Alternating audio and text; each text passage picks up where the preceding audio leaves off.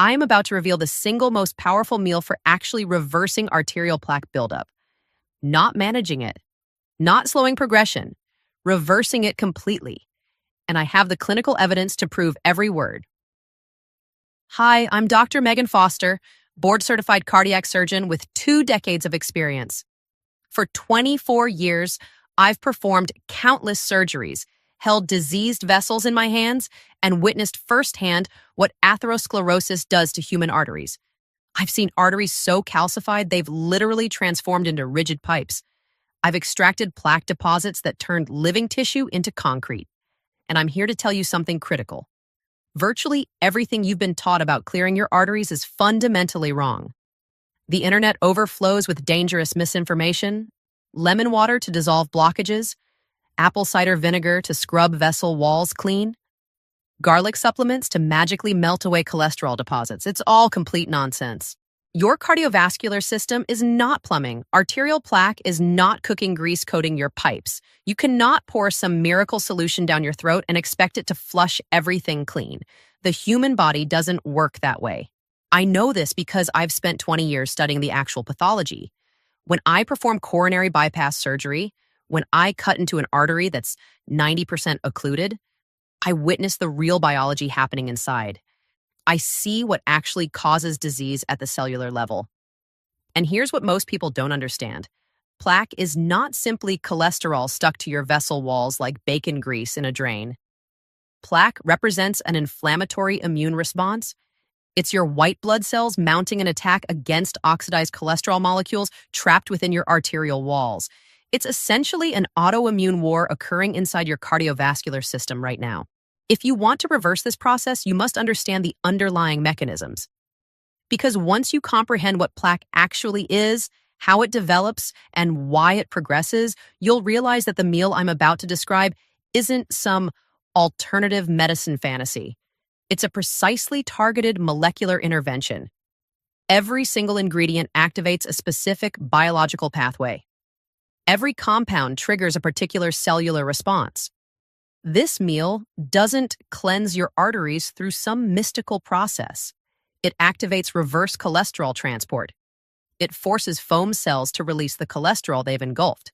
It prevents calcium crystallization from transforming your vessels into bone. It stops LDL particles from oxidizing in the first place. This is cellular biology. This is immunology. This is cardiovascular physiology. This is how you actually reverse atherosclerotic disease. Not with cleanses, not with detoxes, with hard science. Stay with me because by the end of this presentation, you'll understand exactly what's happening inside your arteries at this very moment. You'll comprehend why conventional dietary advice fails, why low-fat diets accelerate disease progression, why statin therapy alone proves insufficient, and you'll learn the precise meal, the exact ingredients, the specific bioactive compounds that activate the pathways your body needs to extract cholesterol from your arterial walls and reverse this disease. This is not speculation. This is not a trend. This is peer-reviewed, published science, and it works consistently. But first, you need to understand what arterial plaque actually is at the molecular level, because if you don't understand the disease mechanism, you cannot effectively fight it. Your arterial wall contains 3 distinct layers. The innermost layer is the intima. It consists of a single layer of endothelial cells that form a protective barrier between your blood and the deeper vessel structures. When these endothelial cells function properly, they're smooth and non-adhesive.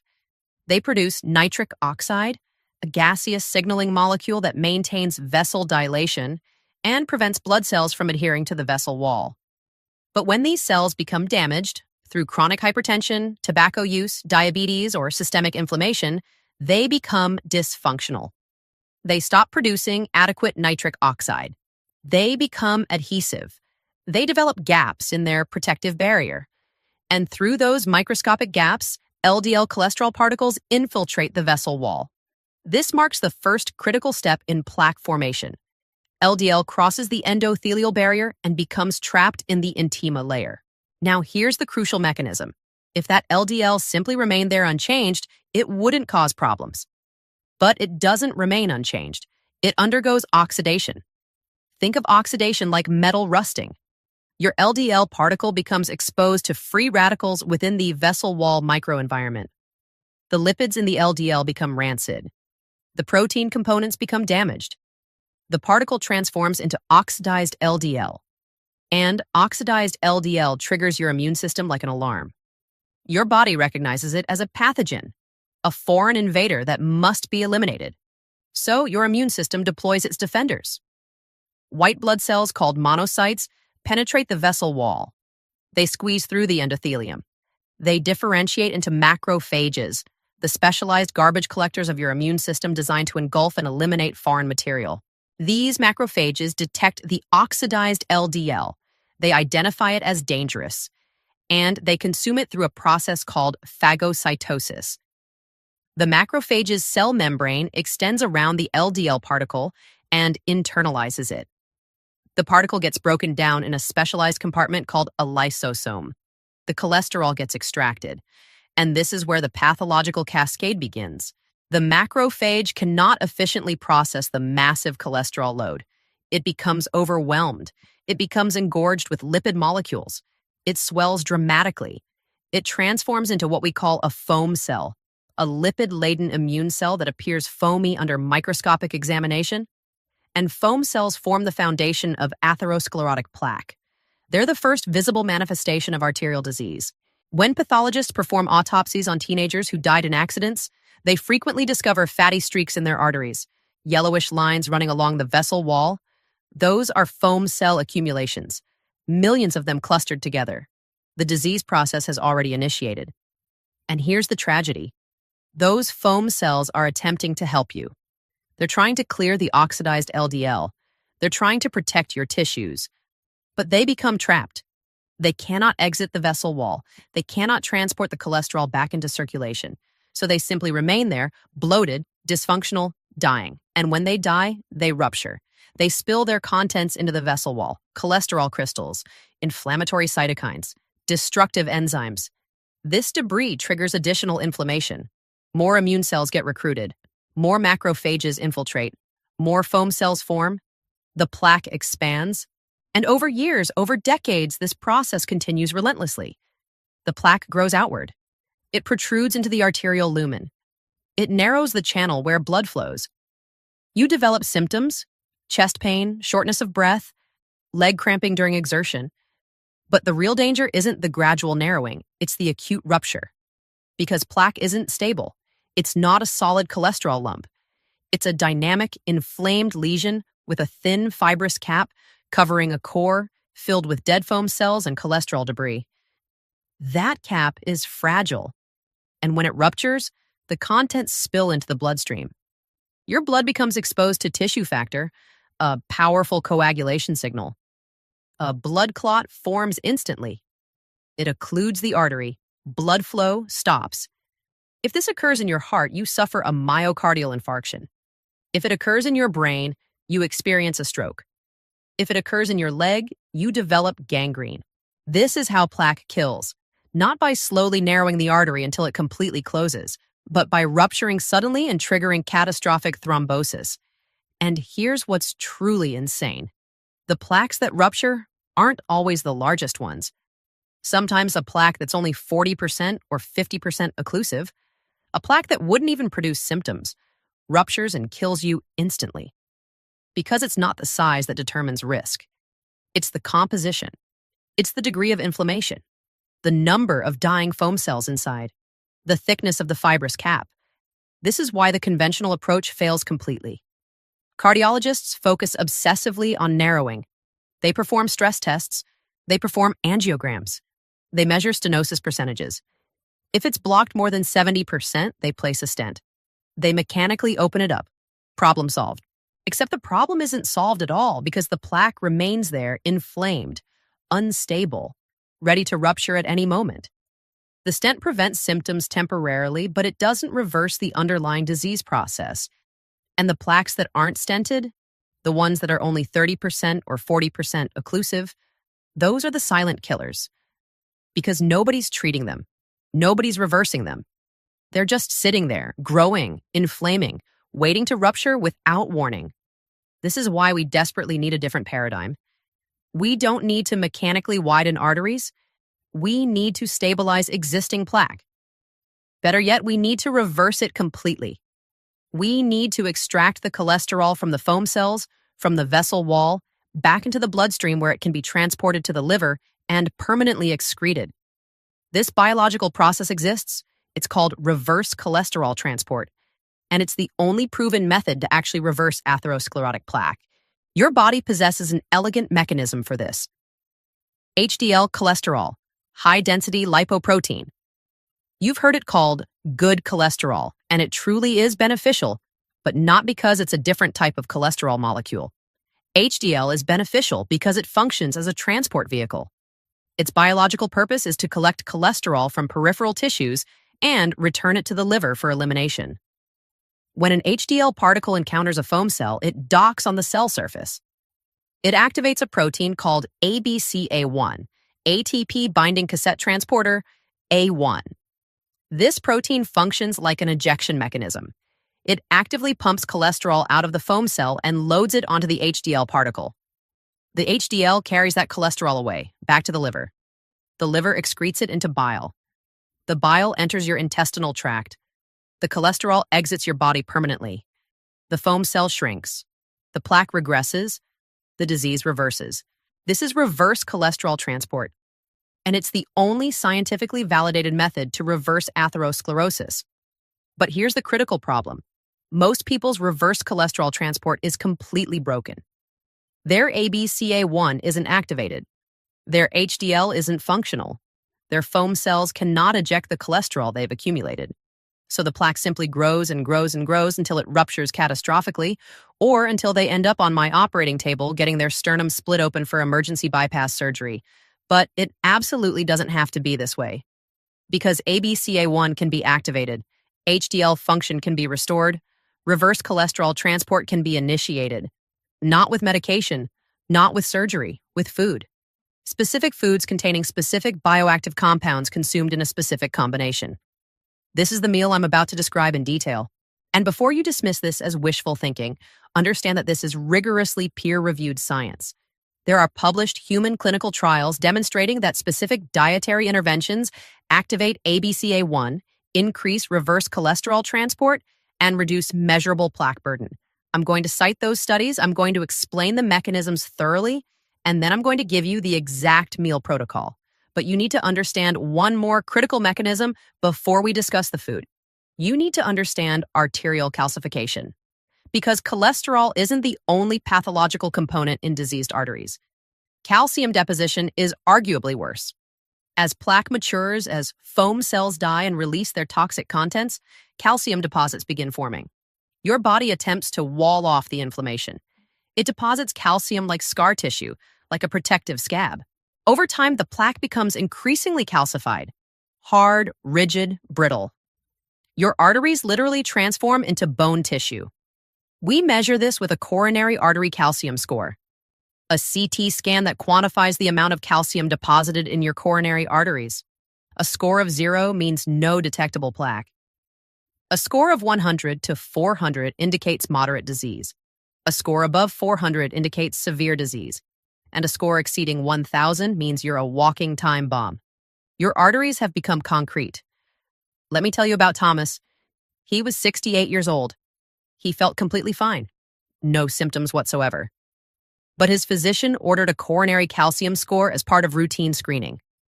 The result came back 836, severe disease. His cardiologist was shocked.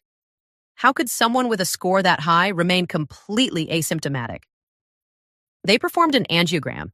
His left anterior descending artery was 60% blocked. His right coronary artery was 50% blocked. Not severe enough to warrant stenting according to guidelines, but severe enough to kill him if either of those plaques ruptured unexpectedly. His cardiologist prescribed atorvastatin 80 milliliters, told him to follow a strict low-fat diet, told him to exercise regularly, standard conventional advice. Thomas did everything correctly. He took his statin every single day without fail. He eliminated red meat completely. He ate exclusively chicken breast and fish. He walked every morning for 30 minutes. 1 year later, they repeated his calcium score, 981. It had increased by 145 points. The plaque was growing, calcifying. Despite the high-dose statin therapy, despite the low-fat diet, despite the regular exercise. Thomas was devastated. He thought he was doing everything right, but he was getting progressively worse. He came to me asking if he needed bypass surgery. I reviewed his angiogram carefully. The blockages weren't severe enough to justify surgical intervention yet, but I told him the brutal truth. If he didn't reverse this process, if his plaque continued growing at this rate, he'd be dead within 5 years, either from a massive heart attack or on my operating table during emergency surgery. Thomas asked what he should do. I told him to immediately stop eating a low-fat diet. I told him the exact meal protocol I'm about to share with you. I explained the mechanisms in detail, the ABCA1 activation, the calcium inhibition, the oxidation prevention. Thomas was extremely skeptical. He said, "My cardiologist specifically told me to avoid fat. You're telling me to consume olive oil?" I said, "Your cardiologist is wrong. Low-fat diets don't reverse plaque. They accelerate progression because they lower your HDL, and without adequate HDL, you cannot activate reverse cholesterol transport. You cannot extract cholesterol from your arterial walls." Thomas trusted me. He completely changed his dietary approach. He consumed this exact meal every single day, not once weekly, not when convenient, every single day without exception. We repeated his calcium score 18 months later. 9922. It had decreased 59 points. The plaque was regressing. The calcium was being reabsorbed. His arteries were healing. Thomas is still alive today, 5 years later. His calcium score is now 841. Still elevated, but declining steadily.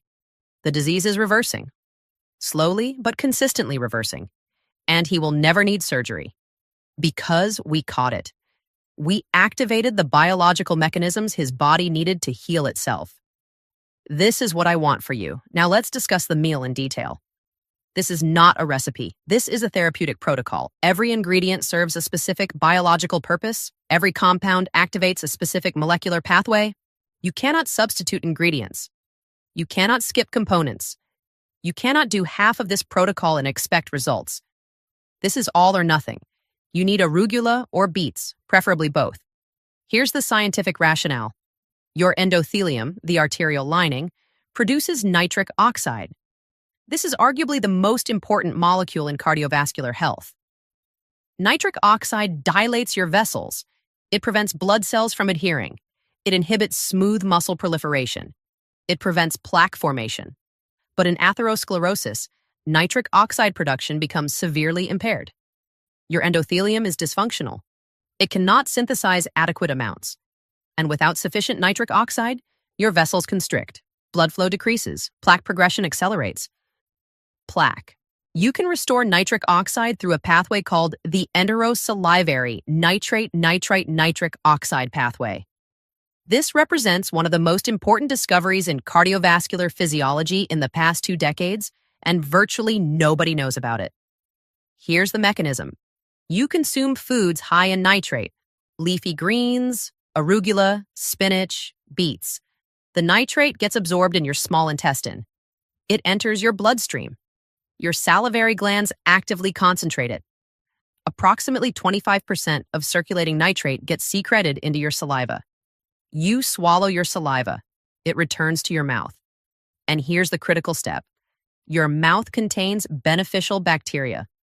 Specific bacterial species on your tongue and gums possess an enzyme called nitrate reductase. This enzyme converts nitrate into nitrite. You swallow the nitrite. It enters your stomach. Your gastric acid converts some of it into nitric oxide immediately. The remainder gets absorbed and circulates through your bloodstream. When it reaches your blood vessels, your endothelial cells convert it into nitric oxide. Your vessels dilate. Blood flow increases dramatically. Endothelial function becomes restored. This is not theoretical. This has been proven in rigorous human clinical trials. Researchers administered beetroot juice, which is extremely high in nitrate, to participants. They measured endothelial function before and after consumption. Endothelial function improved dramatically within hours. Blood pressure dropped significantly. Arterial stiffness decreased. Blood flow increased. all from dietary nitrate. But here's the absolutely critical point.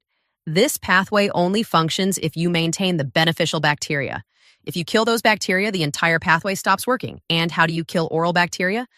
Antiseptic mouthwash, chlorhexidine, Listerine. These products kill bacteria indiscriminately. That's their intended purpose. But they kill the beneficial bacteria too, the specific bacteria that convert nitrate to nitrite. If you use mouthwash regularly, you completely destroy the enterosalivary pathway. Your body cannot produce nitric oxide from dietary nitrate. Studies have definitively proven this. Researchers had participants use mouthwash twice daily for 1 week. Then they administered beetroot juice. They measured nitric oxide production. It was completely abolished. Blood pressure increased. Endothelial function worsened dramatically, all because the beneficial bacteria were eliminated. So if you want this protocol to work, if you want to restore nitric oxide production, you must stop using mouthwash immediately. Just brush your teeth thoroughly, floss regularly, that's sufficient. Don't kill the bacteria that are literally keeping your arteries alive. Now, how much nitrate do you need? Clinical studies demonstrate that 300 to 500 milliliters of nitrate per day is optimal. That's approximately 2 cups of arugula, or 1 large beet, or 1 cup of beetroot juice. I prefer arugula because it's easier to incorporate into a complete meal. You're going to use it as the foundation. A large salad, 2 to 3 cups of arugula. Raw, not cooked. Cooking destroys significant amounts of the nitrate. Eat it raw. Your salivary glands will concentrate the nitrate, the bacteria will convert it. Nitric oxide will flood your vascular system. Your vessels will dilate. Blood flow to your heart will increase. Endothelial function will improve. Within hours, you'll notice it. Your hands and feet will feel warmer. Your blood pressure will drop slightly. Your exercise tolerance will improve noticeably. This is the first step. You've opened the vascular road. But opening the road isn't sufficient. You need to mobilize the accumulated debris. You need to activate reverse cholesterol transport. You need to activate ABCA1. And for that, you need high phenolic extra virgin olive oil. Not just any olive oil. High phenolic. This distinction matters enormously. Olive oil contains a compound called oleocanthal. This is a phenolic compound. It's what creates that characteristic peppery sensation. That burning sensation in the back of your throat when you swallow high-quality olive oil, that's oleocanthal. And oleocanthal is one of the most powerful compounds for cardiovascular health discovered. It accomplishes 2 critical functions. First, it's powerfully anti-inflammatory. Oleocanthal inhibits COX enzymes, the same enzymes inhibited by ibuprofen. It reduces inflammation in your vessel walls. It calms the immune response. It stabilizes unstable plaque. Second, and this is absolutely critical, oleocanthal upregulates ABCA1 expression. It activates the gene that produces this transporter. Your foam cells start expressing more ABCA1 on their surface. And more ABCA1 means more cholesterol ejection, more reverse cholesterol transport, more plaque regression. This has been proven in cell culture studies. Researchers took foam cells, macrophages that had engulfed oxidized LDL, and treated them with oleocanthal. ABCA1 expression increased dramatically. Cholesterol efflux increased. The foam cells physically shrank. The cholesterol was being actively extracted. And it's been validated in large-scale human trials. The pre-dimed trial. This was a massive study conducted in Spain. 7,000 participants at high cardiovascular risk. They were randomized into 3 groups. One group followed a conventional low-fat diet. One group followed a Mediterranean diet supplemented with nuts. One group followed a Mediterranean diet supplemented with extra virgin olive oil, 50 milliliters per day. That's approximately 4 tablespoons. The study ran for 5 years. At completion, they analyzed cardiovascular events, heart attacks, strokes, cardiovascular death. The low-fat group had the highest event rate. The nut group had a lower rate. The olive oil group had the lowest rate by far. 30% reduction in cardiovascular events compared to the low-fat group. 30% reduction from olive oil consumption. But not just any olive oil. The olive oil they used was high in phenolic compounds, high in oleocanthal, because that's what authentic Spanish olive oil is. Fresh, cold-pressed, unfiltered. extremely high phenolic content. If you use cheap olive oil, refined, filtered, sitting on a shelf for months, you're not getting oleocanthal, you're just getting fat, plain fat. And fat alone doesn't activate ABCA1. You need the phenolic compounds. So when you purchase olive oil, look for these specific characteristics: extra virgin, cold pressed, single estate if possible, harvest date printed on the bottle, ideally within the past year, dark glass bottle to protect from light degradation, and perform the taste test. Pour a small amount into a cup, swallow it straight. It should burn the back of your throat intensely. Peppery, harsh, almost painful. That burn is oleocanthal. The stronger the burn, the higher the phenolic content. If it tastes smooth and mild, it's low in phenolics. Don't purchase it. Get the harsh stuff. The oil that makes you cough, that's what you need therapeutically. How much? The PRE Dimed study used 50 milliliters per day. That's 4 tablespoons. That's substantial. Most people cannot consume that much straight, so you incorporate it into your meal. You dress your arugula salad with it generously. 3 to 4 tablespoons minimum. Don't be conservative. This is medicine. You're not trying to restrict calories. You're trying to activate ABCA1. Pour it generously. Now you have nitrates to produce nitric oxide. You have oleocanthal to activate reverse cholesterol transport. But there's a third critical mechanism you must address: calcification. Because if your arteries are calcified, if calcium is being actively deposited into your vessel walls, nitric oxide and ABCA1 won't be sufficient. You need to stop the calcification process. Better yet, you need to reverse it. And for that, you need vitamin K2, not vitamin K1. K2 specifically. This distinction is critical. Vitamin K1 is involved in blood coagulation. You obtain it from green leafy vegetables. It's important, but it doesn't affect calcium metabolism. Vitamin K2 is completely different. It's involved in calcium regulation. Its biological purpose is to direct calcium to appropriate locations, into your bones, not into your arteries. K2 activates specific proteins that control calcium deposition. The most important one is called matrix GLA protein, or MGP. This protein is synthesized by the smooth muscle cells in your arterial walls. Its purpose is to inhibit calcification. It binds to calcium crystals and prevents their formation. It keeps your arteries soft, flexible, alive. But MGP only functions if it's activated, and it's activated exclusively by vitamin K2. Without adequate K2, MGP remains inactive. It cannot bind calcium effectively. Your arteries calcify progressively. They transform into bone, and once they're calcified, they're rigid. They cannot dilate properly. Blood flow becomes impaired. Plaque is more likely to rupture. You're at extremely high risk for heart attack and stroke. This is why calcium scores are such powerful predictors of cardiovascular events. They're not just measuring plaque burden. They're measuring how dysfunctional your calcium metabolism has become. High calcium score means inadequate K2, inactive MGP, uncontrolled calcification. And here's the problem. Most people are severely deficient in K2. Why? Because it's only found in specific foods. Fermented foods, aged cheeses, natto. Natto is a Japanese food made from fermented soybeans. It's slimy, it's pungent. Most Westerners find it disgusting, but it's the richest source of vitamin K2 on the planet. Specifically, menaquinone 7 or MK7, the most bioactive form of K2. Studies in Japan have demonstrated that people who consume natto regularly have significantly lower rates of cardiovascular disease, lower calcium scores, more flexible arteries. And when researchers administered MK7 supplements to participants, calcium scores stopped increasing. In some cases, they actually decreased. The calcium was being extracted from the arteries and redirected to the bones where it belongs. This is the only nutrient that has been demonstrated to reverse arterial calcification in humans. The only one, not vitamin D, not calcium supplements, not magnesium. K2, specifically MK7.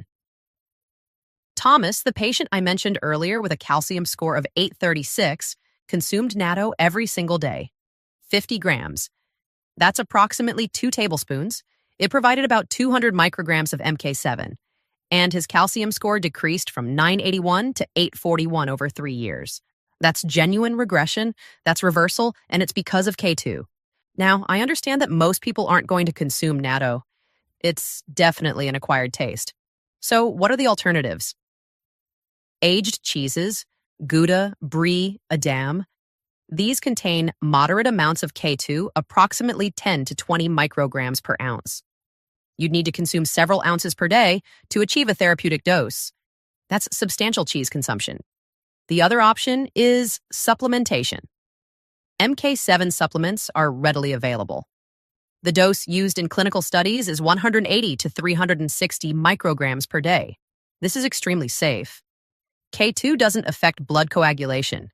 It doesn't interfere with blood thinners like warfarin. It's one of the safest supplements you can take. But I prefer food sources when possible, so the third component of this meal is either natto if you can tolerate it, or aged Gouda cheese approximately 3 ounces, or an MK7 supplement 180 micrograms taken with the meal. This activates MGP. It stops calcium from depositing in your arteries. It begins extracting existing calcium deposits. Your vessels become more flexible.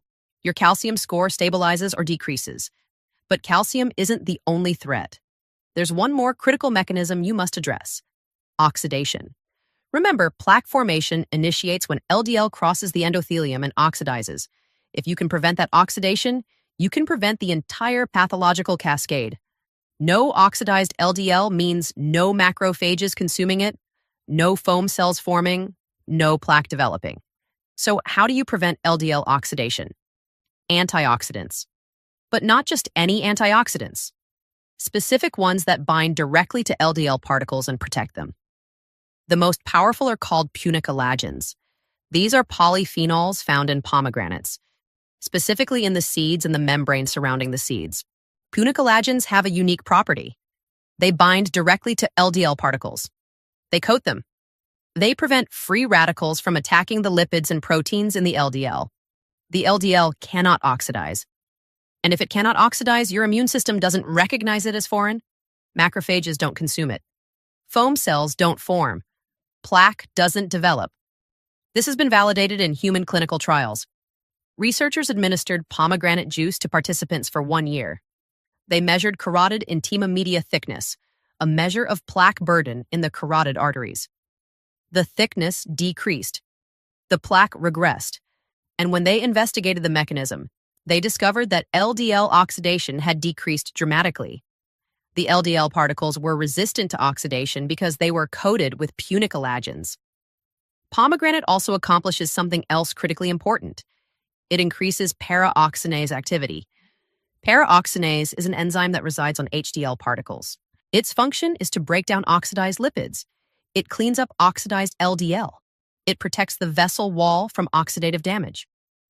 People with high paraoxinase activity have significantly lower rates of cardiovascular disease. And pomegranate increases paraoxinase expression. Your HDL becomes more protective, more functional, more efficient at reverse cholesterol transport. This is why pomegranate is the fourth component of this meal, but not pomegranate juice. Juice is excessively high in sugar. You want the whole fruit. Specifically the arils, the seed sacs. They're crunchy, tart, delicious, and packed with punicolagens. 1 cup of pomegranate arils provides approximately 300 milligrams of punicolagens. That's a therapeutic dose. You add them to your arugula salad. They provide texture, flavor, vibrant color, and oxidation protection. Now let's assemble this completely. The complete meal. The arterial remodeling protocol. Start with a large bowl, 2 to 3 cups of fresh arugula. This provides your nitrates, 300 to 500 milligrams. Your salivary glands will concentrate them. The beneficial bacteria will convert them to nitrite. Nitric oxide will be produced. Add 1 cup of fresh pomegranate arils. These provide punicolagens. They'll bind to your LDL particles, prevent oxidation, stop foam cell formation. Dress the salad with high phenolic extra virgin olive oil, 3 to 4 tablespoons. This provides oleocanthal. It'll activate ABCA1. Start extracting cholesterol from your foam cells. If you can tolerate natto, add 50 grams on the side. If not, add 3 ounces of aged Gouda cheese on top of the salad, or take an MK7 supplement with the meal. This activates MGP, stops calcification, begins reversing it. That's the meal. Simple whole foods. No processed ingredients, no pills, no powders, just food. But food chosen specifically for its bioactive compounds. Food that activates the precise pathways your body needs to reverse plaque. Now let me address the inevitable objections because I know what you're thinking. First objection. This has too much fat. Olive oil is pure fat. You're telling me to consume 4 tablespoons? That's 500 calories just from oil. Yes, it is. But those calories are not the problem. The low-fat dogma has destroyed cardiovascular health in this country. For 50 years, we've been told to avoid fat. Consume more carbohydrates, more grains, more sugar. And what happened? Obesity rates skyrocketed. Diabetes rates exploded. Heart disease remained the #1 killer because fat isn't the enemy. Oxidized LDL is the enemy. Inflammation is the enemy. Dysfunctional HDL is the enemy. And low-fat diets make all of these worse. When you eliminate fat, you decrease HDL. Your good cholesterol drops. Your reverse cholesterol transport slows dramatically. You cannot extract cholesterol from foam cells anymore. Plaque grows. Low-fat diets also increase triglycerides. Your liver converts excess carbohydrates into fat molecules. Those fats get packaged into VLDL particles, very low-density lipoprotein. These particles are more likely to oxidize than LDL, more likely to cause inflammation, more likely to form plaque. And low-fat diets increase small, dense LDL, the most dangerous type. The type that penetrates the vessel wall most easily. The type that oxidizes most readily. The type that causes the most aggressive plaque. So when you consume a low-fat, high-carbohydrate diet, you're making your lipid profile worse, not better. But when you consume fat, specifically the right fats, olive oil, omega-3s, you improve your lipid profile dramatically. HDL increases. ABCA1 gets activated. Reverse cholesterol transport improves. Triglycerides decrease. LDL particles become larger and more buoyant.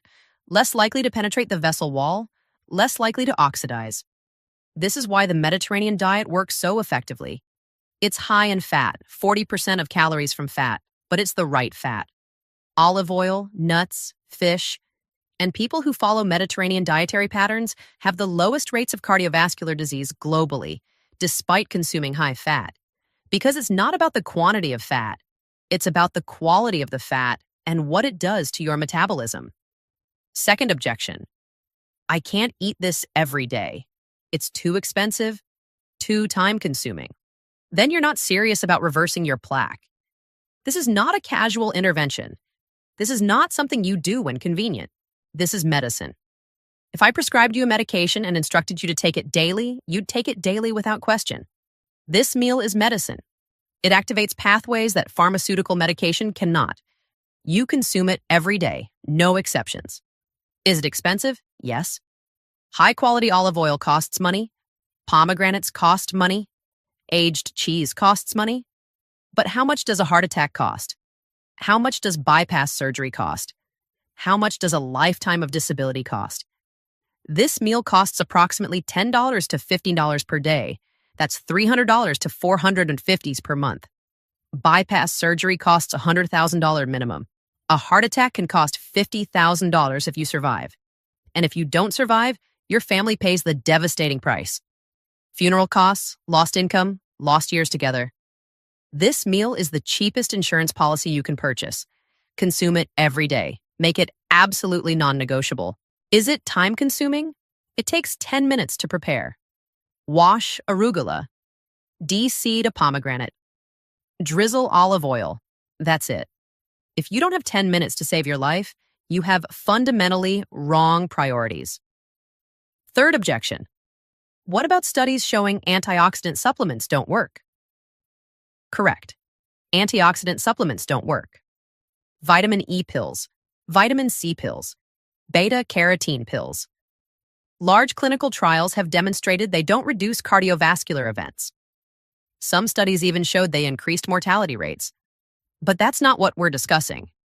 We're not talking about isolated synthetic vitamins in pill form. We're talking about whole foods.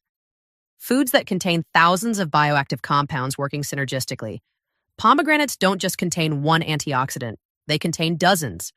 Polyphenols, anthocyanins, tannins, ellagic acid. These compounds work together in complex ways. They have effects far beyond simple antioxidation. They activate genes, they modulate inflammation, they interact with gut bacteria. They influence cellular signaling. You cannot replicate that complexity with a pill. This is why food-based interventions work and supplement-based interventions fail. The compounds in whole foods are bioavailable. They're in the correct molecular form. They're delivered with cofactors that enhance absorption and activity. They're metabolized by your gut microbiome into active metabolites. A pomegranate is not a vitamin C pill. It's a molecular pharmacy. Hundreds of compounds with overlapping synergistic effects. That's why it works consistently. Fourth objection, my doctor told me to take a statin. Isn't that enough? No, absolutely not. Statins lower LDL cholesterol. They reduce the quantity of LDL in your bloodstream. This slows plaque growth. It might stabilize existing plaque, but it doesn't reverse plaque. Statins don't activate ABCA1. They don't increase reverse cholesterol transport. They don't extract cholesterol from foam cells. They don't stop calcification. They don't prevent LDL oxidation. They just lower the number on your lab report. And yes, lowering LDL is important. I'm not suggesting you stop your statin medication, but statins alone are insufficient.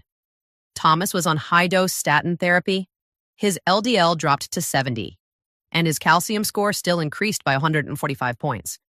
Because the statin wasn't addressing the underlying mechanisms. It wasn't activating reverse cholesterol transport. It wasn't stopping calcification. You need both. Statin to lower LDL. Diet to activate the pathways. Combined, they work synergistically. Separately, they fail. Before we continue, I need you to understand why I'm sharing this information. Why I'm investing the time to explain these mechanisms in such detail. Why I'm giving you a specific meal protocol instead of vague advice like eat healthy.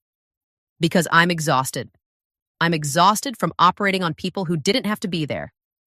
I'm exhausted from splitting sternums and grafting bypass vessels because nobody taught the patient how to reverse their disease process. I'm exhausted from watching people suffer devastating strokes because they thought a low-fat diet and a statin were adequate. I'm exhausted from the misinformation, the low-fat dogma, the irrational fear of olive oil, the obsession with cholesterol numbers while ignoring the actual cellular biology. And I'm exhausted from watching patients trust their physicians, follow the standard advice, and die anyway. So I started this platform to share what I know, the mechanisms, the pathways, the actual science, not the oversimplified version, not the guidelines written by pharmaceutical company-funded committees, the truth. And if you value this information, if you want more content like this, I need your help. First, subscribe to this channel immediately, because YouTube's algorithm is brutal and unforgiving. If you don't subscribe, if you don't engage, the algorithm buries this content completely. And the next person with a calcium score of 800 won't find this video. They won't learn about ABCA1, about MGP, about punicolagens. They'll follow standard advice, and they'll die prematurely. Subscribe so this video reaches more people who desperately need it. Second, leave a comment. Tell me your calcium score if you know it. Tell me if you're going to try this meal protocol. Tell me if your doctor ever explained any of these mechanisms to you, because every comment you leave signals to YouTube that this video is valuable. It should be recommended. It should be shown to more people. Your comment could literally save someone's life. Third, share this video. Send it to anyone you know with cardiovascular disease, anyone with high cholesterol, anyone who's had a heart attack or stroke, anyone with a family history of heart disease. Text it, email it, post it. Because somewhere right now, someone is lying in a hospital bed, recovering from a heart attack, wondering how this happened, wondering if they could have prevented it. This video could have saved them, but they never saw it because not enough people shared it. Share it now. Now let me give you the specifics. The exact amounts, the exact timing, the exact method to implement this so it works optimally. Arugula, buy it fresh. Organic if possible. Conventional arugula actually has higher nitrate content than organic because conventional farming uses nitrogen fertilizers and plants absorb that nitrate. But organic is cleaner. No pesticide residues. Your choice. 2 to 3 cups per day. Pomegranates? Buy whole fruit. Learn to de-seed them properly. It takes 5 minutes with practice. Or buy pre-packaged arils. More expensive but convenient. 1 cup per day. Olive oil. This is critical. Buy high phenolic. Look for brands that advertise their polyphenol content. Some bottles will state high phenolic or list the phenolic content in milligrams per kilogram. Look for at least 250 milligallon per kilogram. Higher is better. Morocco Gold, Cobra Estate, Cordo Olive. These are reputable brands. Buy a dark glass bottle, check the harvest date, use it within 6 months of opening, 4 tablespoons per day. Natto, if you're willing, buy it from an Asian grocery store. Frozen section. Thawed overnight in the refrigerator. It comes in small styrofoam containers, usually 50 grams each. Eat 1 container per day. If you cannot tolerate natto, buy aged Gouda. 5-year aged or more. The longer the aging period, the higher the K2 content. 3 ounces per day. Or buy an MK7 supplement. Life Extension Super K, Gero Formulas MK7. These are quality brands. 180 micrograms per day with food. Eat this meal once per day. I prefer lunch because nitric oxide production peaks approximately 2 to 3 hours after consuming the nitrates. If you eat it at lunch, your nitric oxide levels will be elevated in the afternoon when you're active. Blood flow will be optimal when you need it most, but you can eat it at dinner if you prefer. Just be consistent. Same time every day.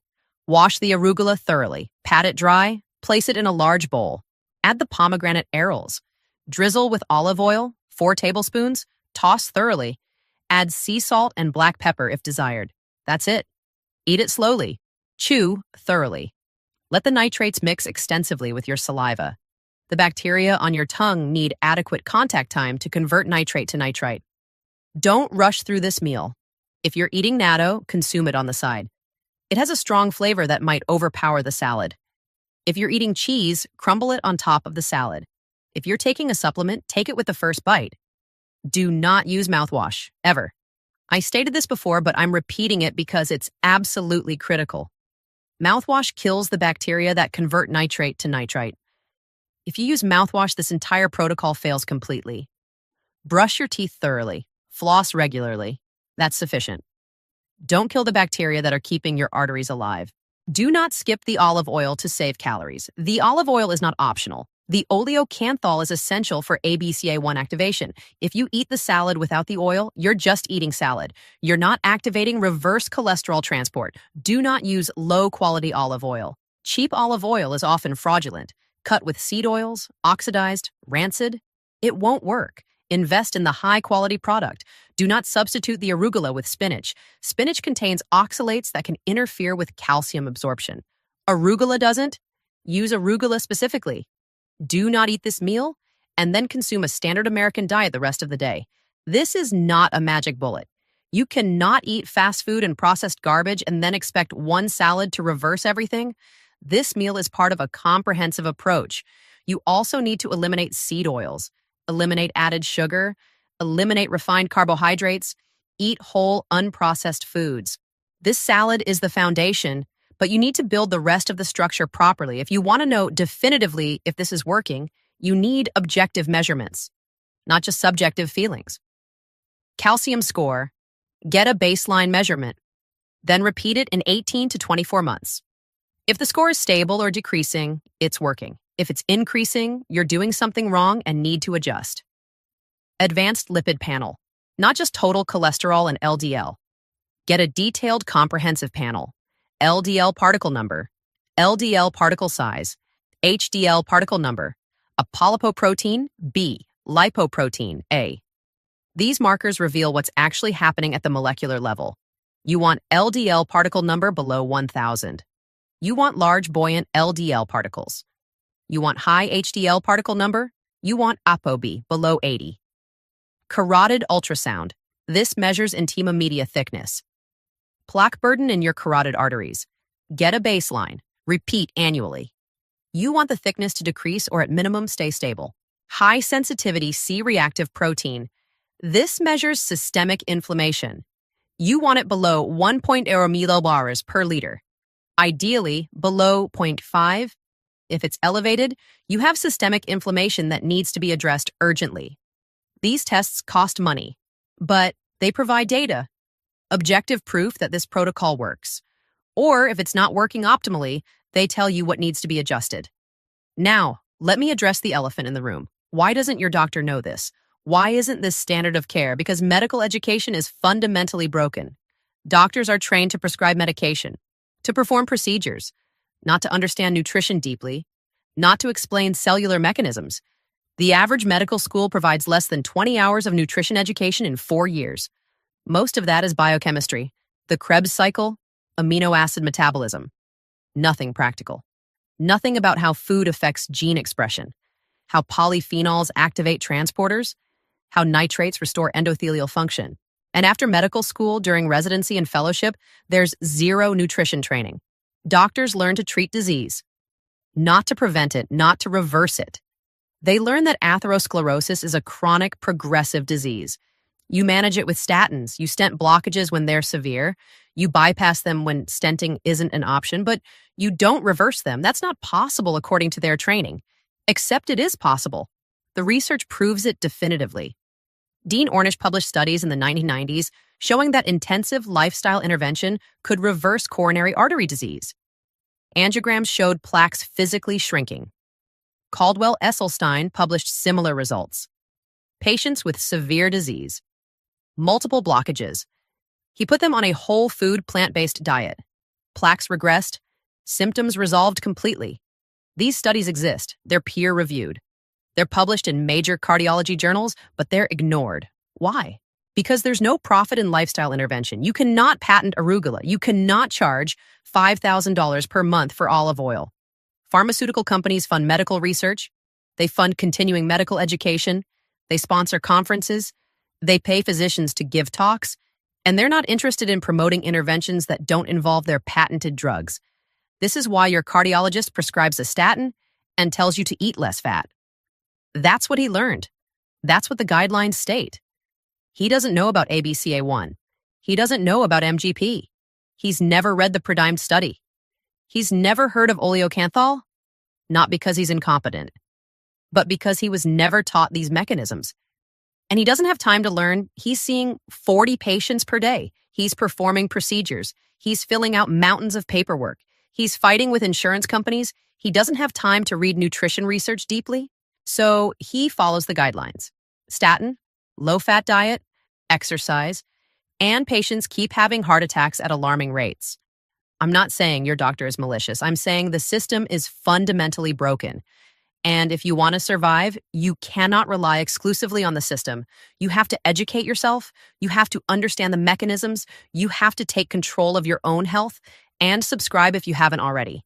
Hit that button because I'm committed to sharing truth, real mechanisms, protocols that actually work based on evidence, not guidelines written by pharmaceutical companies, not advice designed to keep you on expensive medication for life. The truth about cardiovascular health. Subscribe so you don't miss it. Take care of your arteries. Consume this meal every single day without fail. Monitor your progress objectively. And remember what I told you at the beginning. Your arteries are not plumbing pipes. Plaque is not grease. You cannot clean them with vinegar or lemon water, but you can activate reverse cholesterol transport. You can stop calcification. You can restore nitric oxide production. You can prevent oxidation. You can reverse the disease, one meal at a time, one mechanism at a time, one day at a time, until your calcium score drops, until your plaque regresses, until you never need surgery. That's what I want for you. That's why I made this video. Thank you for watching the video. I will see you in the next one.